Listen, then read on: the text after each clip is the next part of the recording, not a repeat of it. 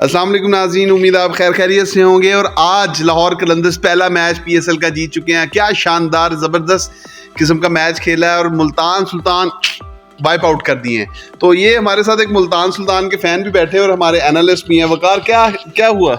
जी अस्सलाम वालेकुम। आप सब उम्मीदें ठीक होंगे, खुश होंगे। और पहली बात ये कि भाई एक स्कोर से जीते हो और एक स्कोर में इतनी खुशियां मना रहे हो जैसे वर्ल्ड कप जीत लिया है। और जो जीता वो सिकंदर, जो हारा वो चले। ये बात उनकी ठीक है, लेकिन इनसे किसी ने ये तो पूछना है भाई, महंगे से जीते हो, एक स्कोर से जीते हो, कौन सा कोई बड़ा मोर्का मान लिया? इतनी बड़ी आपकी बॉलिंग लाइनअप थी, वर्ल्ड क्लास बॉलर थे, किया क्या आप लोगों ने? अच्छा चलिए, इस बात को आगे कोई पता नहीं कि लाहौर कलंदर्स भी हार सकते हैं। तो मेरा ख्याल है कि हम इसको इस तरह से लेते हैं कि आपको क्या लगता है कि क्या वजह बनी आपकी टीम लाहौर कलंदर्स के हारने की? फर्स्ट ऑफ ऑल के उस वक्त एक डेविड मिलर का जल्दी आउट होना, बीच में केपी का, मुझे लग रहा था कि केपी आगे मैच खींच लेगा, लेकिन वो क्रूशियल पॉइंट था जहां पे वो रन आउट हो गए। एग्जैक्टली, पोलार्ड मुझे भी लग रहा था कि शायद वो एंड तक लेकर जाएगा, लेकिन नहीं लेके जा सका। अच्छा, इसमें एक चीज आप मिस कर रहे हैं, शान मसूद ने बड़ी स्लो इनिंग्स खेली। 30 बालों पर 35 स्कोर, ये हमारे सामने मौजूद है। 30 बालों पर 35 स्कोर मुझे लगता है कि बहुत फजूल किस्म की इनिंग्स थी।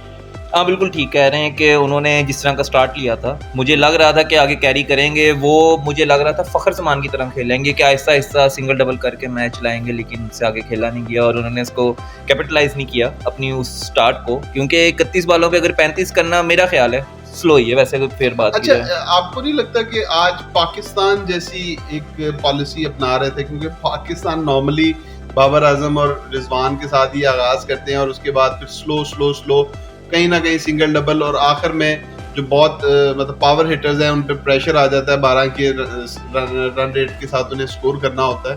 तो आपको नहीं लगता कि ये वही पॉलिसी थी? नहीं, पॉलिसी वही थी, लेकिन इसमें ये फर्क आ जाता है कि इन्होंने मिडिल में, इनके पास था केपी था, मिलर था और खुशदिल शाह था। इन्होंने, आपने देखेंगे, अपने ऊपर रन रेट हैवी नहीं होने दिया। तकरीबन 12 ओवर तक 8.90 अराउंड रन रेट क्वाइट जा रहा था, जो कि इतने बड़े आपके पास प्लेयर्स हों, बैक पे पड़े हुए हों, तो वो आगे से आके मैच उठा सकते हैं। अच्छा, आपको ऑडियंस में मजे की बात बताता हूँ कि जब 100 पे कोई आउट नहीं था, तो ये हमारे एनालिस्ट में वकार जाहिद ये कह रहे थे कि मुल्तान सुल्तान बहुत आसानी से मैच जीत जाएगा, जबकि मुझे लग रहा था कि हो सकता है कि मुल्तान सुल्तान जीत जाए, लेकिन लाहौर कलंदर्स बड़ा टफ टाइम देगा। और वही हुआ, क्योंकि आप एक बात भूल रहे थे कि लाहौर कलंदर्स के पास, अभी खैर राशिद खान नहीं आए, लेकिन लाहौर कलंदर्स के बाद बहुत जबरदस्त दो दुनिया के टॉप बॉलर जो इस वक्त T20 के हैं, शाहीन और हारिस रऊफ मौजूद हैं। और फिर दुनिया ने देखा कि हारिस रऊफ ने ही मिलर को आउट किया बड़ी अच्छी बॉल पे, तो वहां से पांसा भी पलटा। बिल्कुल ठीक कह रहे हैं, लेकिन उसमें मेरे एक चीज़ का कंसर्न है कि at the end of the day अगर शान मसूद शायद थोड़ा सा तेज़ खेल लेते, थोड़ा सा तेज़, लाइक 31 बॉलों पे इन्होंने किया है 35, तो 25 बॉलों पे 35 हो जाता, या मिलर की थोड़ी सी इनिंग तेज़ हो जाती, तो एट द एंड तो अब हम लोग ही विनर होने थे ना भाई। आप किस लिहाज से कह रहे हैं? लेकिन मेरा आपसे इधर एक काउंटर सवाल ये आ जाता है, आपको ये नहीं लगता है कि खुशदिल को कहीं ऊपर यूज किया जाना चाहिए? क्योंकि फिनिशिंग रोल में वो पाकिस्तान की तरफ से पहले आते रहे हैं, लेकिन उनसे परफॉर्म नहीं हो सका है, तो उनको बिल्कुल ही नीचे मैच लग गया है। भाई आजो खुशदिल शाह, खुशदिल 5वें नंबर पे आए मेरे ख्याल से, ये तो 5वां मैच फिनिश नंबर आता है वो आपको लगता है? हालांकि आप अगर देखें उधर जगह नहीं बनती ना, उससे ऊपर डेविड मिलर और केपी हैं। लेकिन यही बात मैं आपसे करने लगा हूं, जब आप IPL देखते हैं या आप कोई और सीरीज देखते हैं, मिलर हमेशा 5वें 6वें पे आके फिनिश करता है। केपी मुंबई इंडियन 12 साल 13 साल वहां से खेला है, 5वें 6वें पे आता है, फिनिश करता है। तो ये चीज मुझे थोड़ी सी लैक नजर आई है, क्योंकि ये लोग फिनिशर हैं। मिलर को as a proper middle order batsman समझा। बिल्कुल। अच्छा, अभी इसमें हम एक और भी बात है, सॉरी टू कट यू, कि खुशदिल जो है वो थोड़ा टाइम भी लेते हैं एडजस्ट होने में, जो उनको मिडिल ऑर्डर में अच्छा मिल सकता था। और मिलर जो है उनका काम ही आते ही बम्बार्डमेंट करना है, जो वो 6ठे नंबर पे यही मेरा पॉइंट है कि इन्होंने यहाँ पे थोड़ा बैटिंग लाइनअप पे ऊपर नीचे किया। यहाँ मेरा आपसे एक सवाल है कि खुशदिल शाह को बॉलिंग नहीं करवाई, जबकि पिछली दफा तो वो बड़े पसंद थे मोहम्मद रिजवान को बॉलिंग के लिए। मेरा ख्याल है कि विकेट जो थी ना वो स्पिनर्स के लिए इतनी अच्छी थी। अगर आप सिकंदर रजा को बड़ी टका के मार पड़ी है और अकील हुसैन को बड़ी टका के मार पड़ी है। यहाँ पे जो बॉलर्स हैं वो शाहीन आफरीदी, हारिस रऊफ, जमान खान, यही अच्छे रहे हैं। अगर आप देखें तो सिकंदर रजा को भी मार पड़ी है। इसके अलावा वीजा, जो कि बेशक फास्ट बॉलर नहीं है, लेकिन वो भी किसी तरह वो अपने एक्सपीरियंस पे सारा कर जाते हैं। इसी तरह हुसैन तल्लत जो स्लो हैं, उनको भी थोड़ी मार पड़ी, हालांकि विकेट निकाली उन्होंने। तो विकेट जो थी ना वो स्पिनर्स के लिए थी नहीं।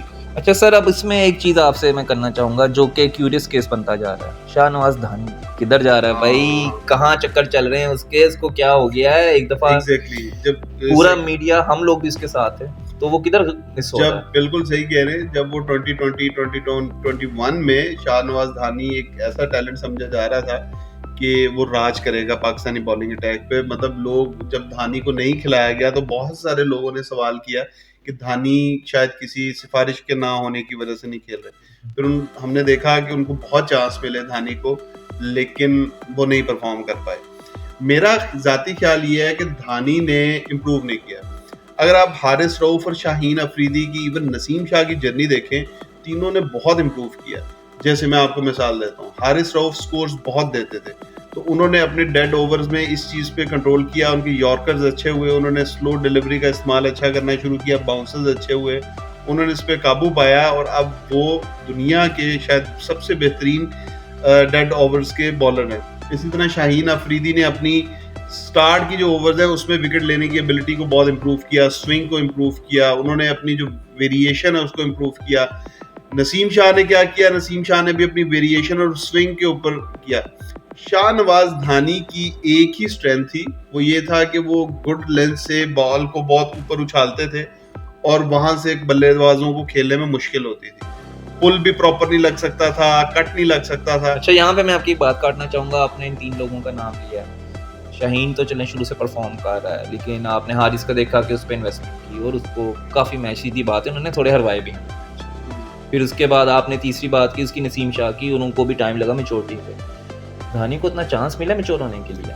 उतना चांस आपको नजर आया है कि इंटरनेशनल जाके आप कहीं भी उसकी जगह नजर आ रही कि उसको बन रही है नहीं, लेकिन उसको बेंच पे बिठा दिया गया? देखिए, कुछ चीजें जो है ना, हर चीज में लड़ाई नहीं होती। जब हारिस रऊफ, शाहीन शाह अफरीदी और नसीम शाह डेवलप हो रहे थे ना, उस वक्त पाकिस्तान के पास कोई प्रीमियम बॉलर आमिर के अलावा था नहीं, और आमिर भी आपको पता है कंट्रोवर्सी का शिकार हो रहे थे, तो इनको इसलिए चांस मिल गया। जब धानी इनका टाइम था ना, उस वक्त ये तीनों बॉलर, स्पेशली हारिस और शाहीन शाह अफरीदी, काफी हद तक डेवलप हो चुके थे। अच्छा, इस चीज़ को ऐसे वाइंड अप कर लेते हैं आप धानी के केस को, कि मुझे ये लगता है कि यस वो थोड़ा लैग कर रहा है, थोड़ा डिस्ट्रैक्ट लग रहा है, लेकिन मुझे उसमें ये लग रहा है कि कई दफ़ा होता है ना, जैसे कि किसी पे इतनी इन्वेस्टमेंट करो कि वो आखिरकार कामयाब हो ही जाए। जिस तरह आप देखें हसन अली का क्यूरियस केस हमारे पास, इसको भी चांस दिए जा रहे हैं, तो मुझे लगता है इसके साथ कहीं ना कहीं मुझे नहीं लगता वैसे अब उसे चांस मिलेगा या मिलना चाहिए। हाँ, मैं ये कहना चाह रहा हूँ कि धानी को इसी तरह ना उतना चांस हो तो कम से कम जस्टिफाई करो कि एटलीस्ट आप इसको लेके जाना चाह रहे हैं। खैर, pick of the bowler Usama Mir, sir क्या कहेंगे? उसामा मीर बहुत ज़बरदस्त, लास्ट उन्होंने सीरीज में ही बहुत अच्छी बॉलिंग की, और मेरा ख्याल है कि वो अच्छे हैं, लेकिन अभी पॉलिश होने की बहुत ज़रूरत है। अभी अगर आप नेशनल टीम के हवाले से देखें तो अभी शादाब हैं, इमाद वसीम हैं, उनके नाम पहले आते हैं, नवाज हैं, उनके नाम पहले आते हैं। उसामा मीर अभी जूनियर हैं, लेकिन मुझे एक बात ये भी लगती है कि पाकिस्तान को, जैसे अब ये नए बच्चे आ रहे हैं, पाकिस्तान को 2 टीम्स एटलीस्ट हर वक्त रखनी चाहिए। बेंच स्ट्रेंथ पाकिस्तान की बहुत अच्छी होनी चाहिए। यहाँ पे मैं एक और बात करना चाहूँगा, और वो ये है कि इंडिया क्यों रखता है इतनी ज़्यादा बेंच स्ट्रेंथ, और बहुत सारी सीरीज में वो अपनी जूनियर टीम क्यों खिला देता है? आप अगर इसके बारे में आपसे पूछूं। इंडिया क्योंकि बैकअप पे बैकअप रेडी करी जा रहा है, अपनी 1 strength, 2nd strength, 3rd strength, पर वहाँ पे भी सर बड़ी वो कहानियाँ चल रही हैं कि शुभमन गिल इतना अच्छा परफॉर्म कर रहा है और सर वो बाहर बैठा है। केएल राहुल 64 टेस्ट खेल चुका है, 8 सेंचुरियां हैं, और उस पर कहा जा रहा है जब तक तो कामयाब नहीं होता तो हमारे साथ लगा रहेगा। तो वो एक लंबी पॉलिटिक्स है। मैं आपको ये बताता हूँ, जो मेरा ख्याल है कि इंडिया अपने ज़्यादा प्लेयर्स को इंटरनेशनल इसलिए खिलाता है क्योंकि इंडिया का मेन जो अपना फोकस है वो है आईपीएल पे। इंडिया आईपीएल को ही ब्रांड बनाना चाहता है, जो कि बन भी गई है, उससे ही पैसा कमाना चाहता है, और शायद वो अगले 10 से 15 साल के बाद ये देख रहा है कि आईपीएल, ये इंग्लिश प्रीमियर लीग जो फुटबॉल की है या स्पेनिश लीग है, उसकी तरह पूरा साल सीजन में चलेगी। ठीक है, वो बिल्कुल ठीक है। उसके लिए वो ब्रांड्स बनाता है, और किसी भी मुल्क में ब्रांड, कोई भी क्रिकेटर तब बनता है जब वो इंटरनेशनल खेलता है। इसलिए इंडिया अपने क्रिकेटर्स को ज्यादा से ज्यादा इंटरनेशनल खिलाकर, अब आप देखिए जडेजा भी ब्रांड है, गिल भी ब्रांड है, पृथ्वी शाह भी ब्रांड है, और वो सुंदर, क्या नाम है उसका, वाशिंगटन सुंदर भी ब्रांड है। ये सारे ब्रांड है। आप वो इतने सारे प्लेयर्स को इंटरनेशनल एक्सपोजर दे देता है ताकि उसकी फ्रेंचाइजीज में ये लगे कि इंटरनेशनल खेल चुके हैं। असल में आईपीएल जब हो रही है तो ऑलरेडी इंटरनेशनल एक्सपोजर मिल गया कि इतना $1 बिलियन टूर्नामेंट जा रहा है, तो बड़े बड़े स्टार्स ग्रेट्स के साथ कोचिंग स्टाफ में आपको लोग मिल रहे हैं, तो ऑलरेडी वो आपको एक्सपोजर मिल जाता है। खैर अगर हम पीएसएल पे दोबारा हैं, क्योंकि इंडियन प्रीमियर लीग जो मर्जी कह लें भाई, वो जीतेंगे थोड़ी कुछ, वो आईसीसी टूर्नामेंट वैसे ही खेलते रहेंगे। वो 1-to-1 सीरीज में छोटे ग्राउंड 50-60 मीटर की बाउंड्री कर देंगे और वहां पे मार रहे होंगे छिक्के पे छिक्का, छिक्के पे छिक्का। ऑस्ट्रेलिया में कितने छिक्के मारे थे वर्ल्ड कप में, कुछ मेमोरी नहीं आ रहा, तो इसलिए।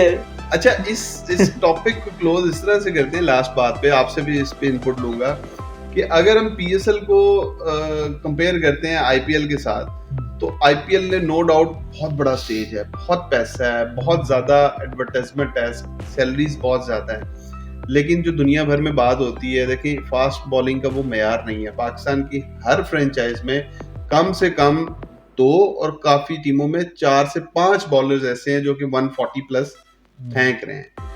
सर सॉरी, मुझे बात याद आई, वो इंडिया को मुबारकबाद देते हैं उनके पीएम को, वो इमरान मलिक 145 गेंद करा देता है 4 ओवरों में एक दफा, और 151 करता है तो वहां पे छुट्टी का ऐलान हो जाता है। तो वो सब चीजें छोड़ते हैं, हम पीएसएल पे आते हैं, बाकी इंडिया की बातें होती रहेंगी, वो बेचारे जो मर्जी करते रहे, वो टूर्नामेंट जब जीतेंगे आईसीसी का तो तब बात करेंगे।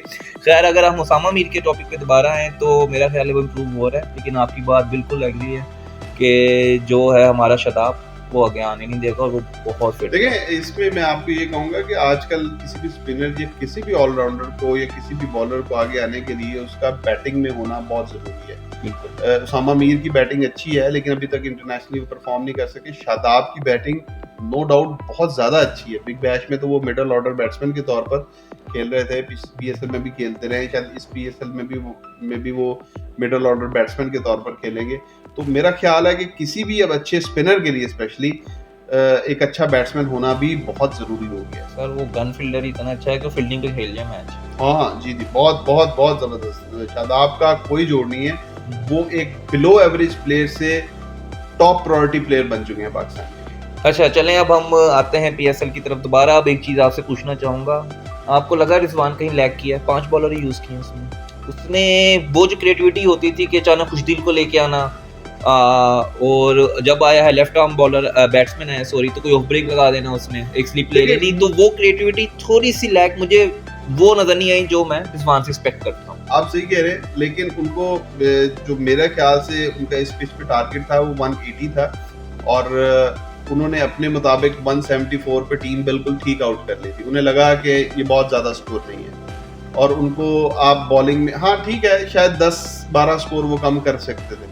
लेकिन जो मेन मुझे रिजवान की कैप्टनसी में प्रॉब्लम लगा वो ये लगा कि आप एज अ कैप्टन ओपनर खेल रहे हैं, आप दूसरे खिलाड़ी को यही नहीं कह पा रहे। आज रिजवान खिलाफ तवक्का तेज खेले, 50 बालों पे शायद उन्होंने 70 समथिंग किया, 75 किया, वो एक अच्छी इनिंग्स थी, बहुत अच्छी इनिंग्स थी, लेकिन आपको ये भी चाहिए था, एक प्लेयर आपके साथ खड़ा 31 बॉलों पे 35 कर रहा है, तो आपको उसे बताना चाहिए था कि भाई या आप तेज खेलो या मुझे तेज खेलो, क्योंकि आप 100 स्कोर कर रहे हैं 12 ओवरों में, यानी आपने मैच अभी तक फंसा के रखा हुआ है। नहीं तो सर इधर एक ये बात भी आ जाती है ना कि वो एज ए कैप्टन आपको बताएं, शायद उनका प्लान ये हो कि भाई तू एंकर कर, मैं चलाता हूँ। और नंबर टू आप जरा हमारे फ्यूचर ओडीआई कैप्टन का नाम जरा आराम से लें, वो शान सूद साहब का, तो उन्होंने 31 पे शायद 34, 35, 36 करके टीम को अच्छी तरह हराया है। उनके वालिद साहब क्या है, कोई स्पोर्ट्स बोर्ड में कमिश्नर है, कोई डायरेक्टर है?